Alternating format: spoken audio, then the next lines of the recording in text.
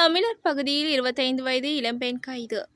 Batticaloa Valaichenai police பிரிவில் உள்ள பிறந்துரைச்சேனை பிரதேசத்தில் போதைப்பொருள் விற்பனை செய்யும் வீடு ஒன்றை நேற்றிரவு முற்றுகையிட்ட போது 5 கிராம் 670 மில்லிகிராம் ஐஸ் போதைப் பொருளுடன் பெண் வியாபாரி ஒருவரை கைது செய்துள்ளதாக போலீசார் தெரிவித்தனர். மாவட்ட புலனாய்வு பிரிவுக்கு கிடைத்த தகவல் ஒன்றினை அடுத்து பிறைந்துரைச்சேனை பிரதேசத்தில் உள்ள குறித்த வீட்டை சம்பவ தினமான நேற்றிரவு போலீசார் சுற்றி வளைத்து முற்றுகையிட்டுள்ளனர்.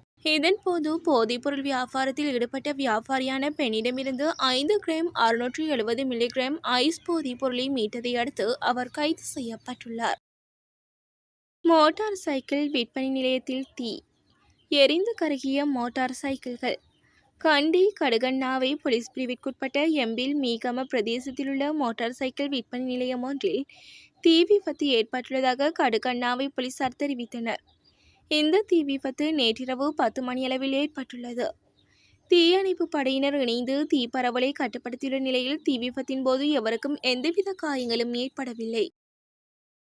இளைஞருக்கு யமனாக மாறிய உளவு இயந்திரம்.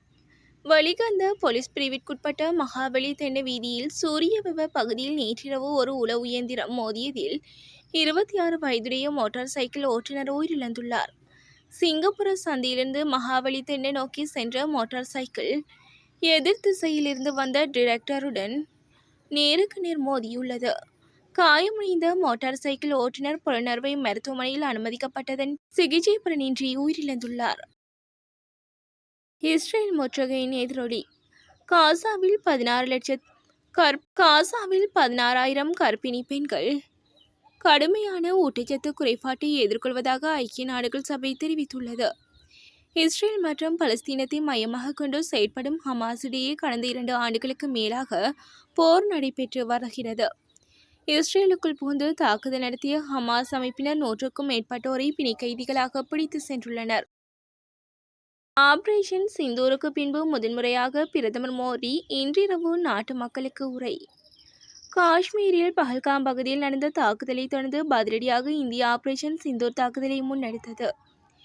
இதில் பாகிஸ்தான் மற்றும் பாகிஸ்தான் ஆக்கிரமிப்பு காஷ்மீரில் உள்ள 9 பயங்கரவாத கட்டமைப்புகள் இலக்காக கொல்லப்பட்டன.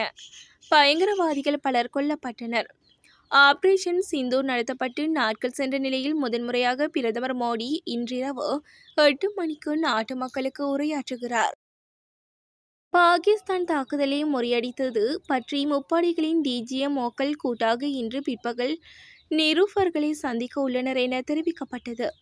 இந்த நிலையில் விமானப்படையின் ஏர் மார்ஷல் AK பாரதி, இந்திய ராணுவத்தின் லெப்டினன்ட் ஜெனரல் ராஜீவ் காய் மற்றும் கடற்படையின் வைஸ் அட்மிரல் NN பிரமோத் ஆகிய முப்படைகளின் டிஜிஎம்ஓக்கள் இன்று கூட்டாக நிருபர்களை சந்தித்து ஆபரேஷன் சிந்தூர் போட்டியாக பேட்டியளித்துள்ளனர். இலவச இணைய வசதி.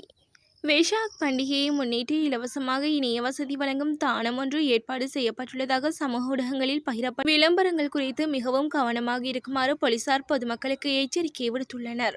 இலவச இணைய வசதியை வழங்குவதற்கு உங்களது OTP இலக்கத்தை பதிவு செய்யுமாறு சமூக ஊடகங்களில் பகிரப்படும் போலி விளம்பரங்களிடமிருந்து விலகி இருக்குமாறு போலீசார் தெரிவித்துள்ளனர்.